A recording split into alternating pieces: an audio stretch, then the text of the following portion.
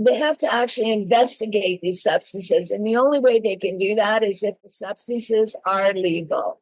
That's the only way that people can legally investigate them in Canada. I think that's really an important thing to say, because a lot of the studies that we have in Canada are not nearly what they should be because these substances are so illegal. So how are we supposed to find out all the benefits of these substances? People have to understand, again, it's knowledge. Knowledge is power, as I said before.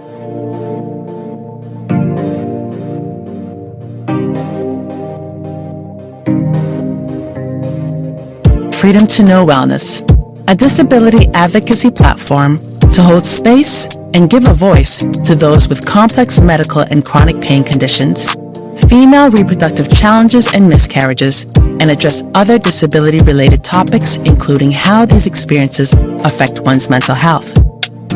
Welcome to Freedom to Know Wellness, where voices are heard. Please advise, the information provided in this episode is from the opinions of the interviewee and interviewer. For further medical advice, please contact your practitioner. Now, let's start the interview. Alt text description of Alison Myrden. Her headshot depicts a smiling woman with a joyful expression and a mass of curly blonde hair. She is seated in a wheelchair wearing a black long-sleeve shirt featuring white text that reads, "The power of the people is greater than people in power." She's holding up her left hand in a peace sign. Alison Myrden is a legendary Canadian drug policy reform advocate and a pioneer in the medical cannabis and plant medicine community. Living with multiple sclerosis and severe chronic pain from trigeminal neuralgia, she became one of the first individuals in Canada to be granted a federal exemption to legally use medical cannabis. For decades, her advocacy has focused on healthcare rights, harm reduction, global drug prohibition reform, and promoting public education surrounding the therapeutic benefits of cannabis and psilocybin as essential medicine. Alison has an amazing spirit, choosing humor and the joys of life in the face of adversity. Hello, everyone. This is the Freedom to Know Wellness podcast. I am your host, Michelle Samuels. Today's podcast, I'm speaking with a Canadian multiple sclerosis warrior and an advocate long before it was legal for medical cannabis and psilocybin. I'm speaking today with Alison Myrden. Alison is a retired correctional officer and a drug law reform activist, and I will let her share more about her advocacy work and her journey of managing not only multiple sclerosis, but bilateral trigeminal neuralgia. I'm going to try that again. Bilateral trigeminal neuralgia and cluster headaches.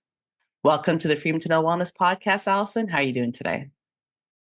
Thank you so much, Michelle. I am absolutely fabulous. Thanks for asking. Thank you. So you have been on your wellness journey for years. First of all, before we start, tell us a little bit about yourself. I mentioned that you were a correctional officer, and just a little bit about your life and what led to your diagnosis with MS.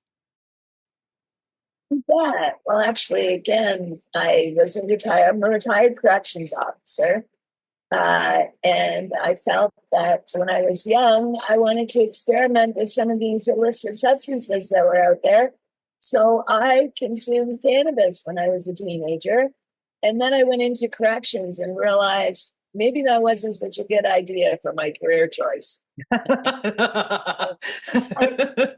Deciding to kind of slow that down a bit, I became a corrections officer. And then I started to battle my health more. And that's when I realized illicitly and silently I was doing it. I was smoking cannabis in a closet every day when I came home from my job in corrections. Wow. So I knew then that something had to be done. And that's when I stepped up and things started to change. So how old were you when you were diagnosed, and what type of symptoms were you having that made you aware that you had MS? I was diagnosed at age 28, back to the age of under 10 years old, with symptoms from everything from numbness, blindness. I went deaf in my right ear for 7 years. I lost the ability to write my name. I lost the ability to walk. And then I got it all back.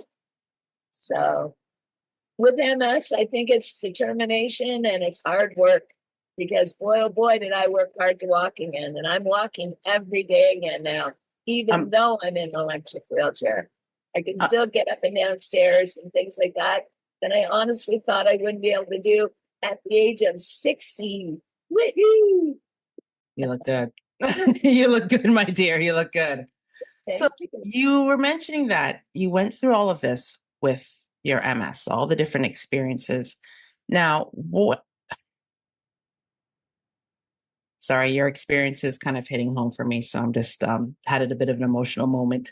But with what you've experienced, when did you start using cannabis and noticing a difference to help your MS? I think I knew when I was a teenager, Michelle, because a lot of my friends over the years who are still my friends today gave me cannabis when I was a teenager and told me to get up and dance again, or told me to get up and hike some more. You know, so I think they knew actually before I knew that I really needed it as medicine. Yes, yes. My friends were a huge part of every single step of this journey.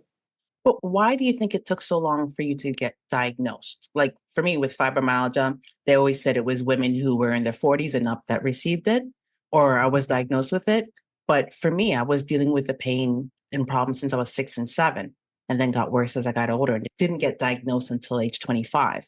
So how come with MS, I thought that by then they would have had more information? Why did it take so long? No cure for MS. So it's the last thing they'll tell you. So I got diagnosed with different forms of cancer, from colorectal, I can't even remember, to different types of cancer, to Huntington's chorea.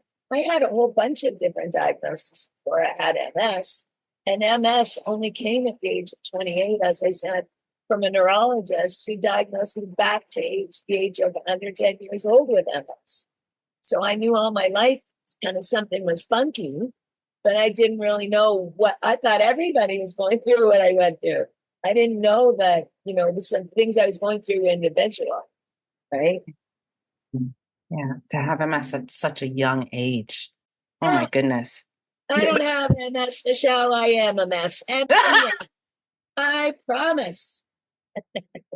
So since you've had it basically your entire life, there wasn't much of a transition for your parents or even for your friends to be able to say, okay, you know, you're having a hard time. This is new for us. This is a new experience. They were aware of your conditions all this time. So it wasn't much of a hard transition. Growing up, I was in the hospital, if not weekly, then at least monthly, for stitches or broken bones. A lot of the doctors when I was growing up called me clumsy. And the lawyers that I have now said that wasn't very nice to tell a young person that they were clumsy when it was not their fault. So Exactly. I learned a lot from my lawyers, actually, because again, I didn't think it bothered me, but my lawyers actually, and I'll talk about this later, we went on to fight cannabis and different issues in the courts. And my lawyers, again, did something called a Section 56 for me, which is really detailed on my history. And my history being the fact that doctors thought I was clumsy, the lawyer stood up and said, not acceptable. You're not clumsy, you're sick. So it made me actually realize a lot because, again, I have a really good attitude about things and I don't want to get all down and dumpy about things. I want to stay up and be positive. So exactly. And that's important because you chose to be positive from young, even through all that you went through, not being able to walk, you know, all the different things. And you had that support of your family and friends. And I know you have a great life partner. So did you meet him before your diagnosis of MS or was this afterwards? no, actually, I've been with Gary for this is going on our 37th year together. And we're not married. We've just been hanging out, having a good time. But literally, I met Gary a few years before I got diagnosed with MS. And the night, I'll never forget the night I got diagnosed with MS, or the day, Gary set me up in bed, brought me home from the hospital, set me upstairs in bed, and then left for about 7 hours. I was in tears, Michelle. I thought my life was completely over. Boyfriend had just left me. I just got diagnosed with MS. Gary came back 7 hours later with all kinds of books in his arms from the library. He'd been at the library reading all about MS, and we read until the sun came up, my friend. Now that's support. You That is betcha. You support. betcha. Wow. He is absolutely an angel. I could So, never ask for better. I know when it comes to various diagnoses, sometimes people are able to deep dive into it. And at that time, this was what, in the 90s, I'm assuming. Yes, it was. Yes. So with the 90s, yeah. So with that, internet was around, but it wasn't as big. So doing the research, getting out there and being able to collect all those books, that was such a benefit of him for thinking of, I need to do this. I need to educate myself. I need to educate her. And it gave you a step in a great direction to be able to be aware of your condition and what you need to do or what you need to speak to with your doctors. You know, again, he's very, very good with challenges, and he's having emergency heart surgery as we speak. So he's in now under the knife, and he should be out. It's 11:20 after 11 right now, our time. I've been up since 4:30 with him, and then went back to bed, got up at 7 again, and I've been up trying to kill time. So at 2 o'clock, I'm hoping the doctors will call with good news. Oh my goodness. Gary is up for challenges. Both of us feel knowledge is power. Yes, yeah. And we're so at ease with things that we know whatever will be, will be. And we're just staying positive and really upbeat, because again, we all know we have challenges. I have surgery at the end of the month. So Gary and I figure the couple that has surgeries together stays home together. A good point. Good point. And we're going to talk more about, if you don't mind, about the surgery for your throat a little later. So when you were diagnosed, what type of medications did your doctors put you on? I know there's a variety of different MS medications, but what were yours? That specifically, there was one called Dangerin because I had been suffering from bad leg spasms. I couldn't get rid of cramps that were going from my ankle to my hip regularly. So baclofen was a medication because, again, as soon as I got diagnosed, they said, "Oh, now you have leg spasms." And meanwhile, I had leg spasms for years before.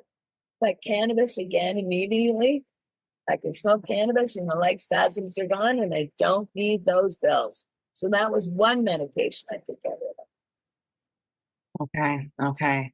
And when did you start introducing supplements into your diet? I've always used supplements such as Ep11, brand evening primrose oil, and salmon oil, vitamin D3, all these wonderful things I have written on my website under my medicine. And I think it's important for your listeners to know that, again, we have options. We don't just have to turn to pills all the time. I use turmeric for pain relief for joints and things now. So that's what I mean. I don't need the pills as much as I did. I've learned a lot, right, since I've grown up. And I remember when we spoke on the phone, just understanding the strong benefits for people who have MS to take vitamin D3. And I know there's the general amount that you're supposed to take. And then there's also, what is the word, when it's a medicinal amount that you're supposed to take? Well, the applicable amount. Pardon me? It depends on the substance, right?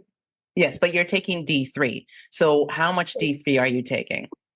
I'm taking a lot more than most people. Exactly. Because I learned from scientists when I was young and doctors from all around the world. Gary and I researched everything, my partner, Gary Lynch, as I said, and then went around the world looking for answers because we weren't sure the doctors in Canada were up to par.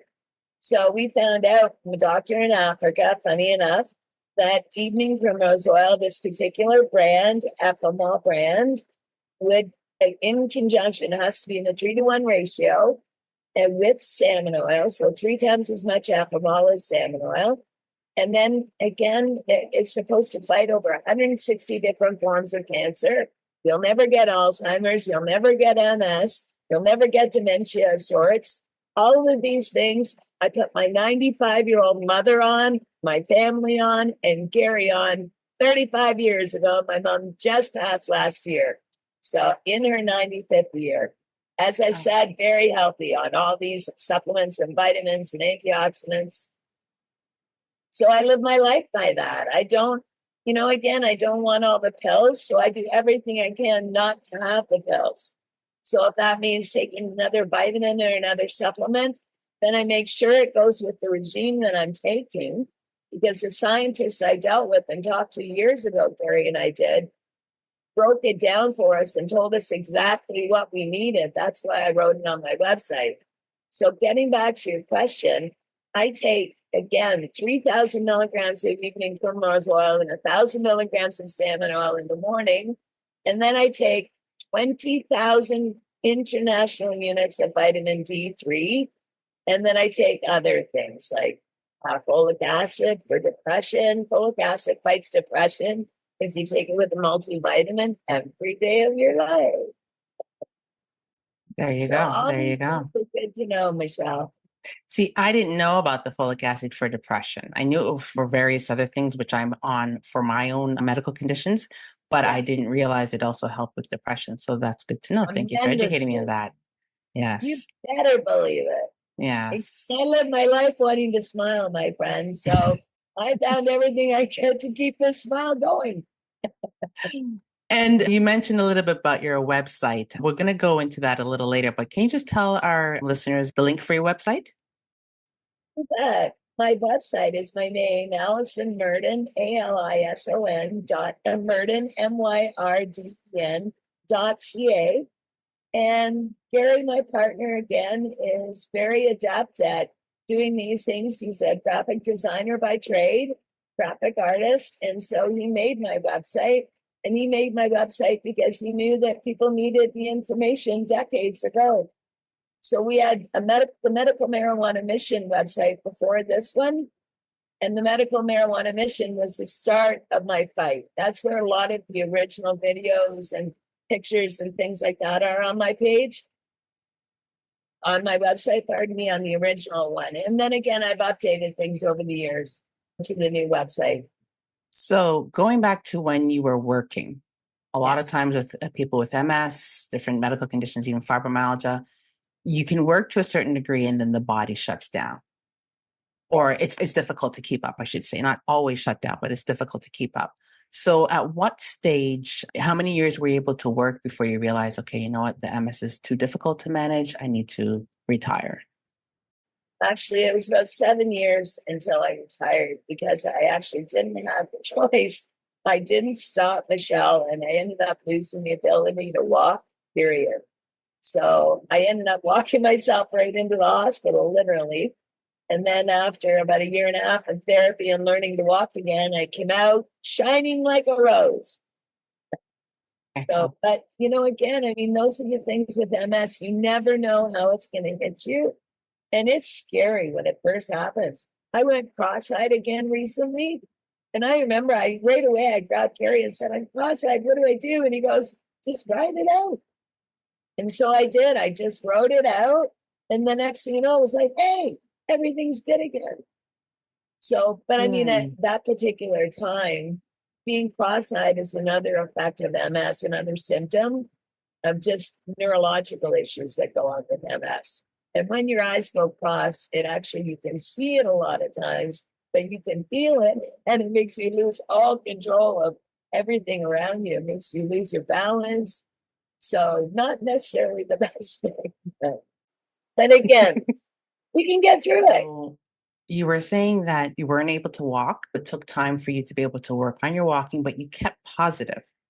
And throughout this whole time, from being diagnosed to the time that you couldn't walk and now you stopped, it's prevented you from working. How did you ever go through points where you started feeling more depressed or more down? Because you sound like you've never been depressed throughout this. You sound amazing. This is terrible to say, but no. And doctors tried to give me so much stuff when I was young. I had doctor after doctor tell me I was depressed. I kept saying, no, I'm not. So you've never experienced where Really you're like, been my down. gosh, no, no. Never really been down. I'm so blessed. I've never really gotten that far. I've always found it as a challenge, whatever it is. I'm up for it. You are definitely a multiple sclerosis or an MS warrior because you're always ready for a fight. And that has transitioned in your advocacy for cannabis, psilocybin, and just the laws to have changed to be able to, for us to have access long before it became legal in Canada.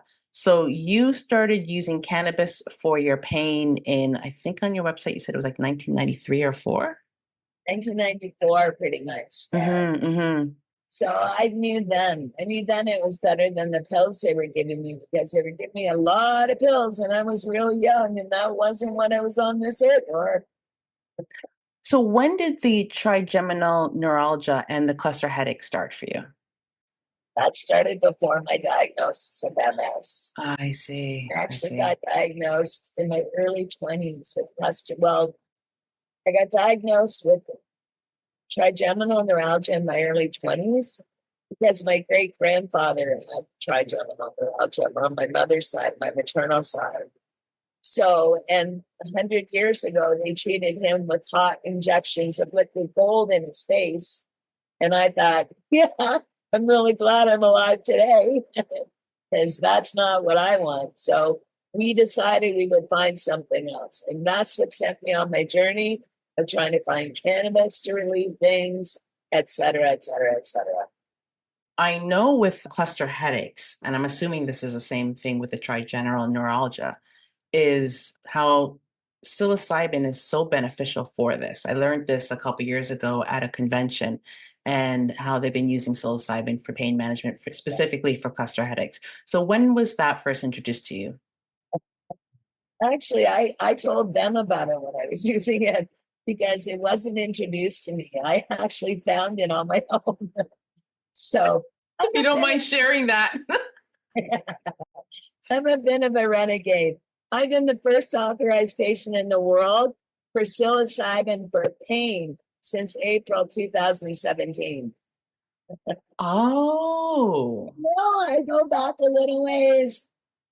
So wait a minute. I remember hearing when I was at the convention, they were talking about that. So I'm thinking, my God, they probably were talking about you. But was this orchestrated? I'm trying to remember if it was at General Toronto Rehab. I'm not sure where that was. I'm not sure, but I think I did hear Toronto General at one point. Okay. So I'm not sure, but actually, again, I have never, ever had psilocybin as medicine in Canada the way people have psilocybin as medicine now. Oh. I just consume, I'll show you this. This is enough to last me today. So educate myself and the listeners. Psilocybin or magic mushrooms. Yes, I can see it now.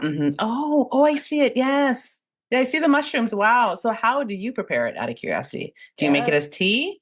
I make it as tea, and I drink it. I drink it and then I eat it right afterwards, because this silly pain doesn't go away at all. So every couple of hours, I'm doing something with mushrooms, as well as cannabis. Cannabis helps to keep all the pills I take down. And thank goodness there aren't a lot of pills anymore. At one point, I was taking 32 pills a day, 2,000 milligrams of morphine a day, heroin and cocaine, Michelle, all through doctors. So I decided, no, not for me. And I decided I'd go a different route, teach the world. Honestly, the cannabis has helped because 32, again, I'm like, why is everyone I talk to that has been on high medications? We're all like 32, 34, all of that. And the cannabis has helped cut down on how much I've had to take, as well as the supplements. Yes. Which is wonderful. But I knew about the heroin, which is the correct term. I was trying to remember it the other day, because that's what my doctor wanted me to go on. Sorry? I was on the fentanyl. I was on fentanyl as well. I was on fentanyl. I was on morphine, different types of morphine, Demerol. Wow. But when he mentioned the type of heroin that they had for prescription wise, I remember thinking, I don't know if I want to go there. He said marijuana or the heroin. We could do both. I said, no, let me go the marijuana. But I had avoided it for so long.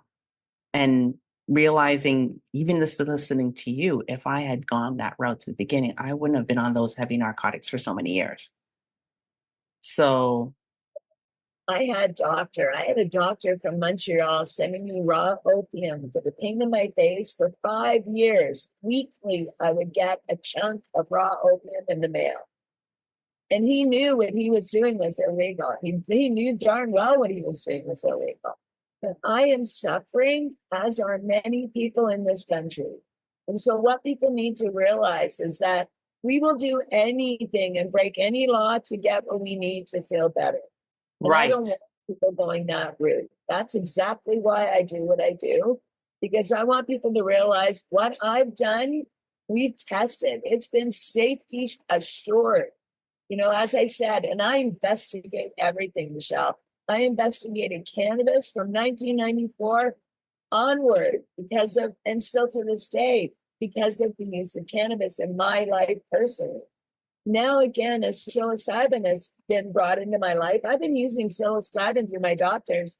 What I didn't tell you and your listeners was for over 30 years, I've been using psilocybin through my doctors. So, but it wasn't until 2017 that I became the first legal pain patient because of these cluster headache problems and the trigeminal neuralgia, which are both supposed to be nasty, nasty, nasty, and are driving me crazy today. But anyway. So I'm going to jump ahead because there's something that you had mentioned. And when you mentioned that the doctors had you on all types of opioids to be able to help, and you mentioned cocaine to be able to help with the pain. Like we know cocaine originated to help with pain originally. So even just to go when you go to the dentist and you have to get your mouth numb, they would use cocaine back in the days. I don't know what they use now. It may have some type of derivative, but these things we know that were created to be able to help manage pain. You coming from a law enforcement background and reviewing your blog, you mentioned that you were part of an organization for 12 years, which is called Law Enforcement Action Partnership. Originally, it was Law Enforcement Against Prohibition. And with that being said, how have you found your advocacy work, not just for psilocybin, not just for marijuana, but I'm realizing it's also to allow the use of, or even the legalization for the opioids, for cocaine. Normally, people would say, my goodness, why would you want that to be legal? We have an epidemic around it. But what was your choice and decision in fighting for this? Choice came as a patient, Michelle. That's an excellent question. Because had I not actually been introduced to these medically, I don't know if I feel the same. But as my particular situation became more difficult over the years, doctors again, I would go to the local hospital and have cocaine in a little tiny spoon. I would lay on a gurney in the hospital in the room, and I would have them shove cocaine up my nose 3 times a week. And I'll tell you, Michelle, that not only took away my pain, but I couldn't stop running and I couldn't sleep. So I said to my doctors, hey, that's not for me. But again, we need to look into these things more seriously. Heroin was the same way. I had tremendous relief from heroin, but I don't want to be on heroin. Right. I'd rather have control over my medicine and, stick with something as benign as cannabis and as benign as psilocybin. Psilocybin is safer than cannabis, and it's also less addictive. I've done a number of talks all over Canada. I remember going to one thing, they paid me $500 to speak at this event, and I was sitting at the panel at the front of the room, and there was an overhead that had a paper on it, on the wall. And only people at the table where I was sitting could see the bottom part of this overhead sheet, right? Anyway, it talked about the illicit substances and what was the most addictive and what was the least addictive. And the most addictive, of course, was heroin and cocaine and things like that. And all of a sudden at the bottom, I looked over at the person who was speaking at the podium to my left. And next thing you know, I saw magic mushrooms at the very bottom. And I thought, this is ridiculous. I was already using and consuming magic mushrooms. So I investigated them even more. And then we told the world about it. I came out about this in 2017 in some articles. And it wasn't until I came out in the articles that people realized that what I take is quote unquote a stratospheric amount of psilocybin a day. But I have no side effects other than I'm happy. So, I've been doing this for decades. right. So you realize, okay, you're taking the heroin, you're taking the I want to say crack, forgive me, it's not crack. Yeah, So sorry. that's okay. But it's still a derivative from it. It's just a cheaper form. But Yeah. cocaine, and you understood, okay, cocaine to a certain degree is going to have more harder side effects and more addictive. Right. Heroin, same thing. You have to go through the weaning process. But with psilocybin and marijuana, there's no weaning process from it. You know what? I could stop either substance today. Yes. The difference would be I'd have excruciating pain somewhere. Right now, again, it's in my ear. It moves all the time. Right. And that's just the pain that you're already going through. It's not even additional pain that's caused from the medication. You're so right. But you know what? You never know again. And with psilocybin, I get relief.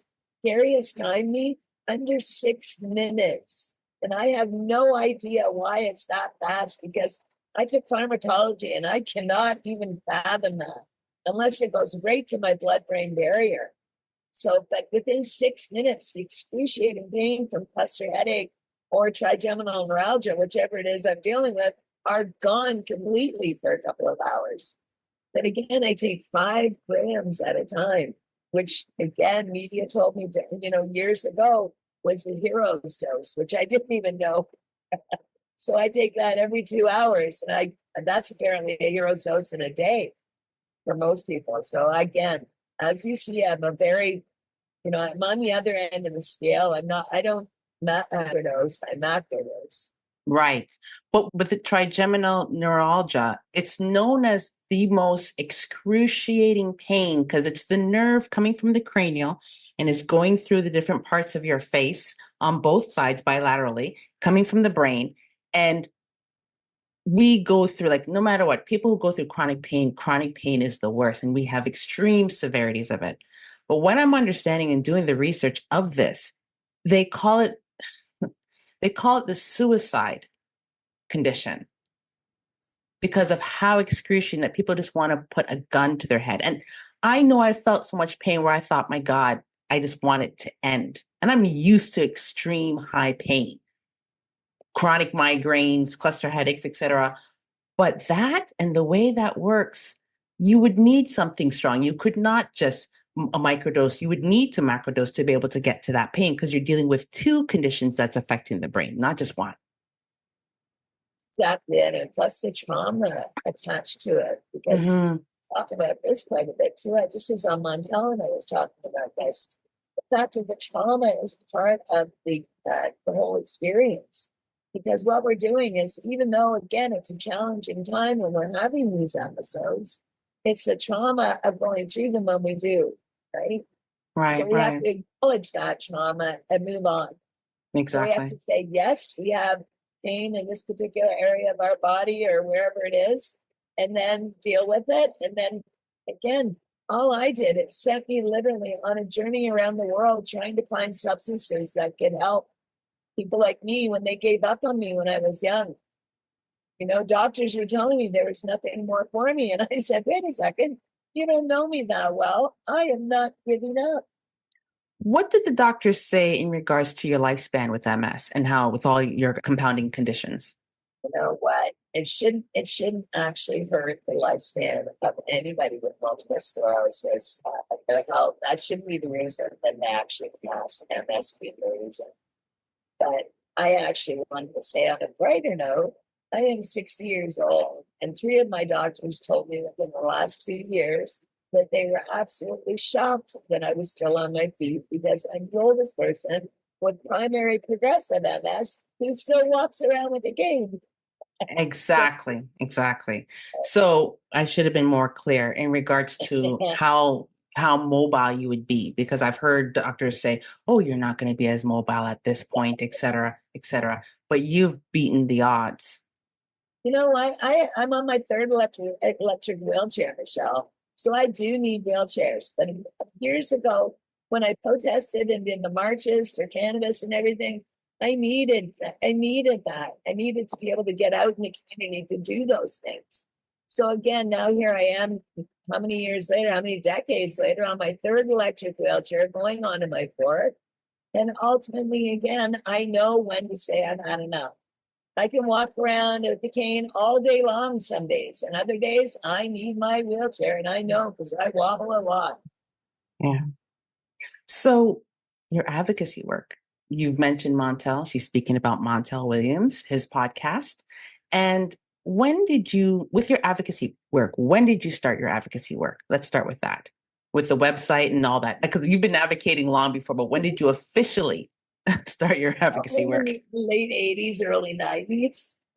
So with your MS, I'm speaking with your MS and the cannabis and psilocybin, advocating for that. When did that start? And with your blog? Pretty much right away. My work with I actually, funny enough, getting to LEAP, I spoke for LEAP for 12 years in the United States.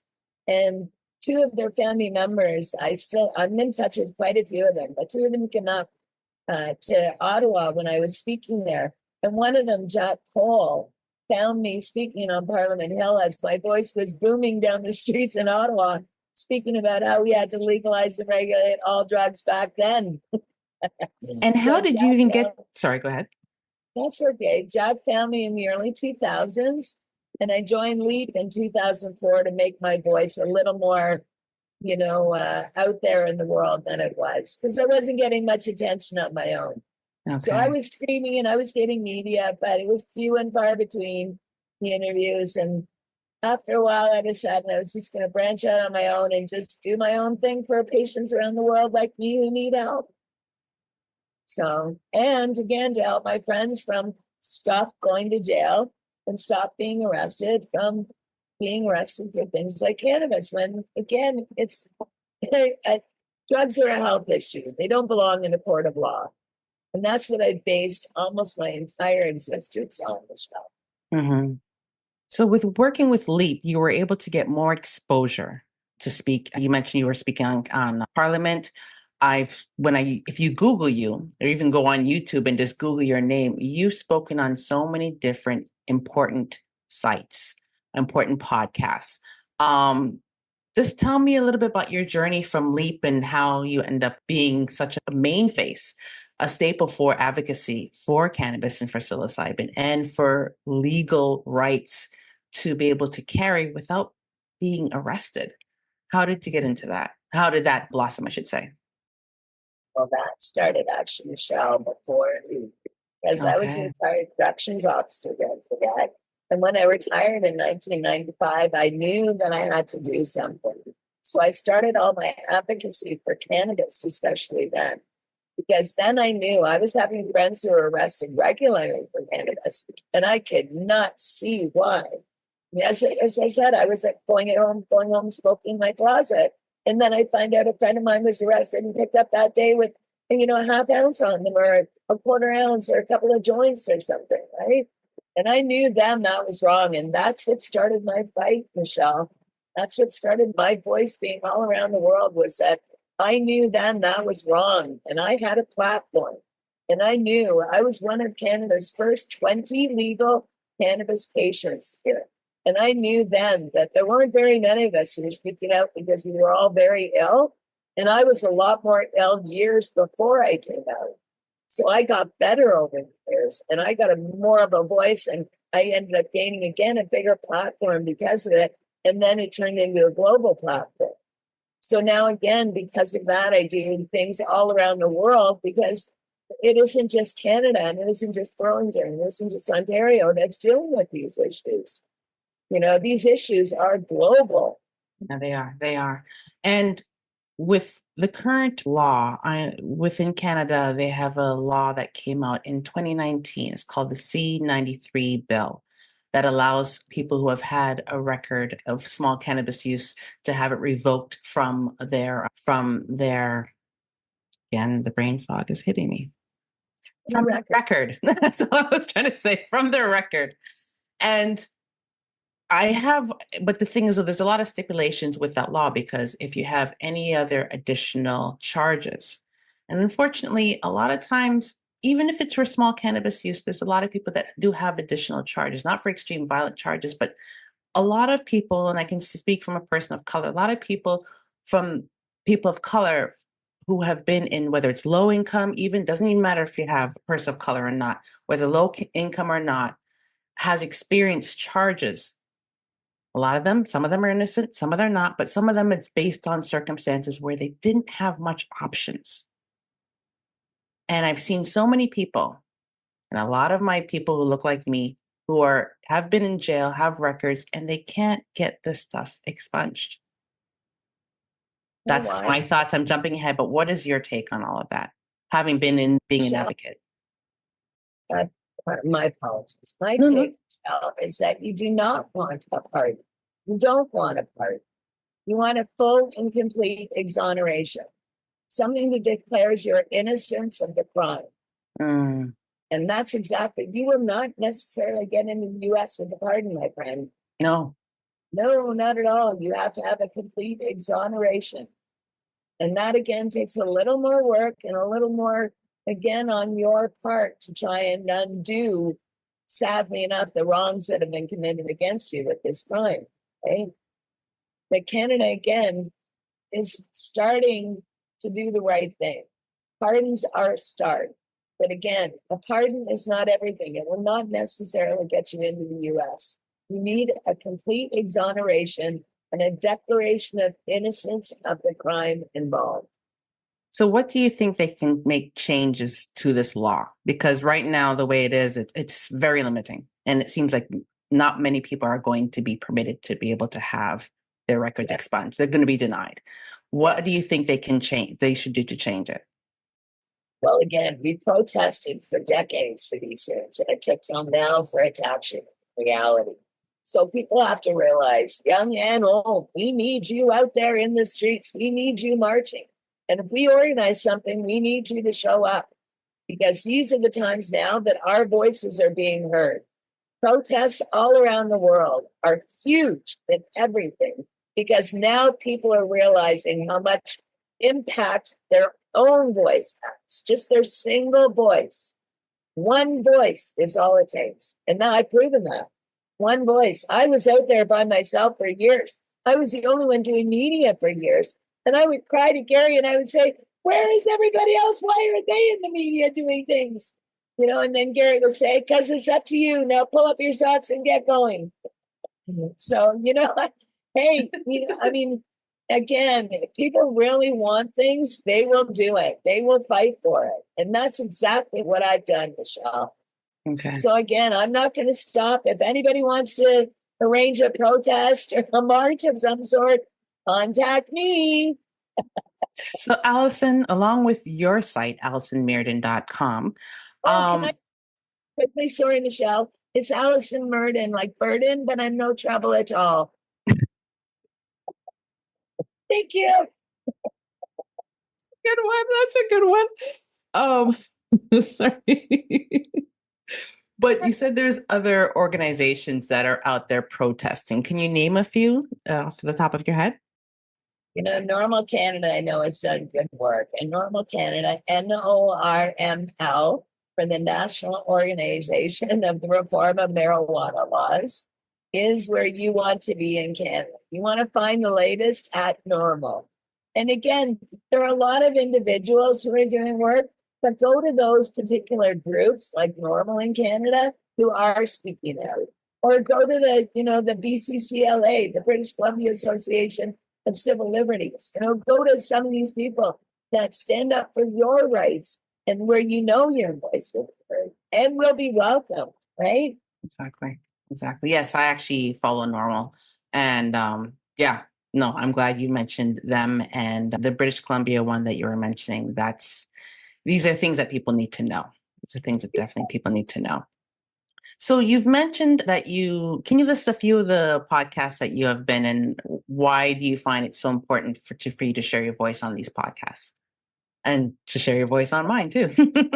Oh, Joyce, the only one I can remember is just recently I did Montel Williams. I was sent his executive producer sent me a line and wanted to get to know me a bit better. So I told them about it. Look, I do podcasts all around the world regularly, Michelle. So I just did one again from Scotland recently. I did another one from Ireland a few months ago. It depends. I do them from the US all the time. I do them from Canada regularly. I'm a regular guest on the Pace radio show in Canada, which is people advocating cannabis education. So, or everywhere, one of the two. I always forget that last word. But either way, these people, again, there are podcasts out there and you can find out. I'm on Pace Radio. I'm on NOK Radio, which is for Northern Ontario. Kim, when she does her thing on a podcast, I can't even think of all the podcasts. I know you've been on a lot. I just wanted a few. And for our listeners, Montel Williams' podcast is called Let's Be Blunt with Montel Williams. And if anyone has watched Montel Williams in the earlier days when he had his show, when he came out with having MS and he was advocating for cannabis use from back then. And I remember that even when I think it was in high school or early 20s, and just thinking, my gosh, this is informative. And it was actually came around to come and help me. So I'm grateful for the work that you're doing and getting yourself out there, because podcasts, news, journalism, what have you, these are the ways that a lot of people are going to get out there and be informed. And you're helping us, and you're also helping us with an amazing blog site that has a lot of information. And you've mentioned some of the information that you've provided here with us today. So I really appreciate that. You've mentioned actually a lot of people that I was going to ask you about in regards to different sites to be able to follow, etc. And I don't want to keep you for too long, but what would you say with your experience with, first of all, with MS, with your three main conditions? There's always conditions that are superimposed, but with your three main conditions, what would you advise our listeners who have gone through something similar or going through the same conditions? First of all, two of the conditions I have, as you said, are supposed to be the worst pain known to medicine. And it's really easy to give up when we're in. But what we need to do again is do our research and find answers. That's how I found out about cannabis and psilocybin. I actually went that route when I was young, experimenting, and then realizing maybe it wasn't so good to be doing that when I was young. And then when I got older and got sick, I turned to those same substances. And again, I looked at them completely different. So again, I want people to understand that trying things like, different substances like psilocybin, for example, a lot of people, Michelle, are getting relief with microdosing psilocybin. I've been taking psilocybin again through my doctors for over 30 years. So microdosing would not work for me anyway, because I've been taking it for so long. And again, I've been taking mine at such high amounts. So if people want to work up to whatever gives them relief, that's what I suggest. So cannabis, again, keeps my pills down, it settles my tummy, and it stops me from throwing up. Mm-hmm. And ultimately, psilocybin, again, sometimes cannabis takes it away, but not always. But psilocybin will completely take them away. I just remembered a question I had for you. I remember I've tried a microdose before because I was trying something to help with this myofascial musculoskeletal issue that I have, which is called functional movement disorder, and it causes the spasm. So I started on the cannabis for that to be able to help. But someone had suggested trying psilocybin. So I tried the microdose, but they were saying that if I do the psilocybin, I cannot do the marijuana at the same time because it affects the memory. Yeah. And it did happen to me. I already struggle with memory. That's an issue. But I remember thinking, oh my gosh, my brain fog is getting worse. So I was told no. But how do you do that? Because you seem fine. You seem fully cognitive. Because it's not true. And I don't mean to be disrespectful, Michelle, but that's why people have to investigate the substances. Because there's a lot of untrue things out there on the internet. There's a lot of fake news, right? And that includes with drug law reform. So again, I remember hearing years ago that cannabis killed people. We're not hearing that anymore because we know it's not true. Right. That's what they told us when we were young, right? So all these things, Michelle, are coming up. And now that the internet is out there and people are actually researching and finding out things on their own, it's a lot different world than it was when I was growing up. I'll tell you. Right. And I was going to ask earlier, did you receive any opposition to having to use psilocybin? But I think because with your condition, they were like, no, take it here. Well, can I tell you and your listeners that I'm actually still in the courts? I'm still fighting with the human rights lawyer and 3 criminal attorneys, and I'm still trying to get access to psilocybin at the amounts that I require. That's why it's not fair, Michelle. People like me are in this country. We live in this country. We're constituents of this country. We deserve the same respect and the same acknowledgement as people who are, again, maybe using it as substances as for social reasons.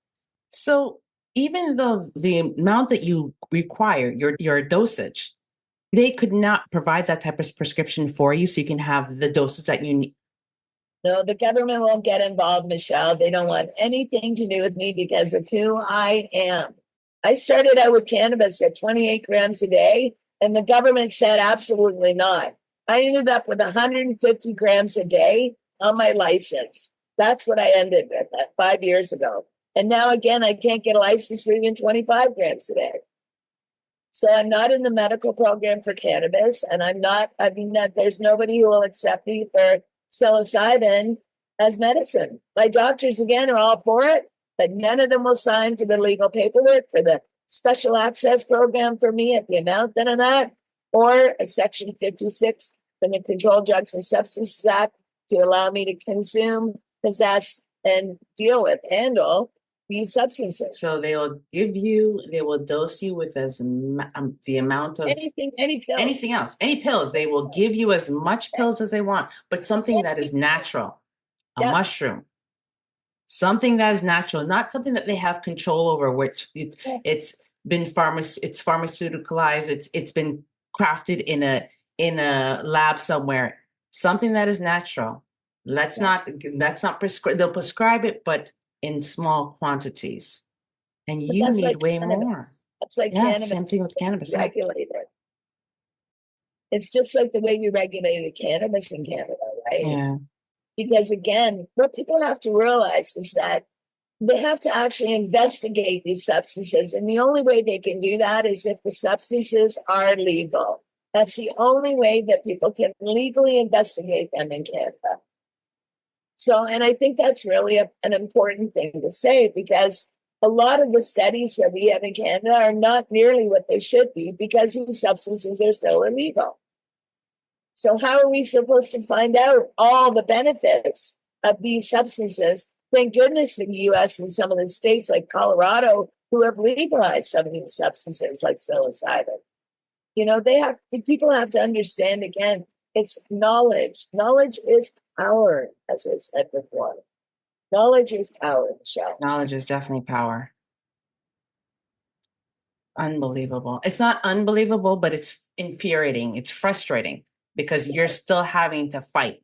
You're fighting with your health, but for you, honestly, you're an inspiration because it's not like you're fighting. You're just like, no, I'm thriving. I'm thriving with what I'm doing, but I'm fighting for the right for my life, the right for me to be able to thrive, the right for you to be able to enjoy life and for other people to enjoy it as well. Exactly. All I want is quality of life, and that's all my lawyers. All my lawyers work pro bono for me. And they've all come on board because of the fact that I'm being denied over and over and over again. There's no other reason. And I really, Michelle, I hate to blame it on the doctors, but I want the doctors to be so aware of the fact that when they put patients like us on these high doses of opioids, this is what happens. Now I need high doses of cannabis and high doses of psilocybin. I can't get away with anything less, Michelle. And I didn't do that. That's not of my doing. So I just did what I was told when I was young, and then again challenged it when I got older, as I got older. And it's interesting because the pharmaceutical drugs cause so much harm and will kill us off way quicker than even our own conditions. But you're taking something that is... I don't have the money. I don't have the health. There's no way I would ever go back to 32 pills a day, 2,000 milligrams of morphine a day, heroin and cocaine. And that was my life for almost 2 decades before I found these natural substances. Oh my goodness. Yeah, every day I did that. Heroin, cocaine, 2,000 milligrams of morphine daily, Michelle. Yeah. And now none of it. Well, no, I still have a few. I still have, instead of 32 medications, I have about 6. So I'm happy. Okay, So I'm good. totally okay with that. Yes, that's a huge, huge decrease. It I'm was, just and that's all thanks to cannabis and psilocybin. exactly. It's just infuriating me because I'm thinking, this is natural. This is helping you. It's allowing you to have life and good health. Good health.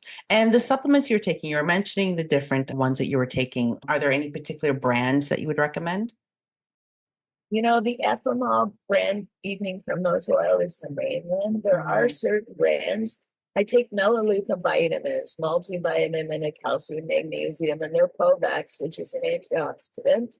And then I take ethanol brand evening primrose oil, Carlson's brand fish oil, usually salmon in the summer, or salmon in the winter, and cod liver in the winter, and salmon in the summer, because we need more vitamin D in the winter. And cod liver has vitamins. Yeah, I do the same thing, actually. I do the exact same thing. As a person of color, and one of the things when I was first diagnosed, they were really concerned it was MS. So they said, please, increase. So a lot of us people of color, like when I tell my doctors, oh, I take minimum 5,000, but usually 10,000 I take. And they were like, oh, no. You should only take 1,000 or 2,000. And I remember I was on the phone. This was in the height of COVID. And I was on the phone with a nurse practitioner who was saying this to me. And I said, I'm a woman of color. I'm a Black woman. And I'm a darker skinned Black woman. That is not enough. Oh, well, I don't know. No, it is not enough. All my other doctors have even confirmed that it's not enough. So I'm doing that because I'm darker skinned. You have MS. Taking 20,000 is needed. You know what? If you take the ethanol brand evening primrose oil and the fish oil, it will protect your liver from the 20,000 international units of vitamin D3. That's what scientists told me when I was young, and I've done it for almost 3.5 decades, nonstop. I have no problems with my liver, none with my health, no cholesterol, nothing. I'm the healthiest sick person I know, Michelle. Yes, the evening primrose, I've been taking it on and off for years, but I didn't understand the significance of how much it could protect my liver. I didn't know that. Yes, you have to protect your liver, my friend. I went through scientists from all around the world when I was young learning this. And there's one last thing I wanted to say, actually. A natural practitioner, pardon me, a holistic practitioner, introduced me to multivitamin folic acid fighting depression when I was young. And I read about it in a health magazine. That's when I approached the health practitioner and she told me. But I read about folic acid when I was young and a multivitamin helping depression again. Decades ago when I was young. And folic acid, a lot of people are deficient in it.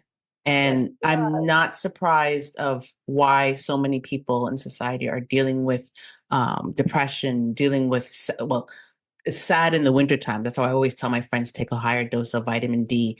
But right now, my doctor has increased my folic acid. And I thought by taking a dandelion root, burdock root, all these things to be able to help cleanse my blood and cleanse my liver, I should be fine with herbs.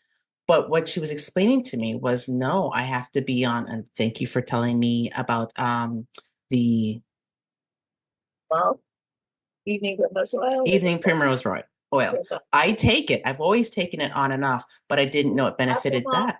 Only, my friend. Stick up your middle finger, walk into a health food store, stick up your middle finger and pretend no one's listening. F them all. I got 1 million of them. It's a good way to remember the brand.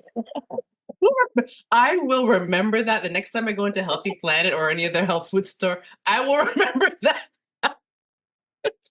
If I struggle with memory, but I will remember that one. No bad words allowed. Oh my goodness. But I was gonna say taking sunflower lecithin is also really good for the liver, to be able to help the liver to detoxify and also to be able to absorb, because I struggle with absorption. But thank you for telling me about that with the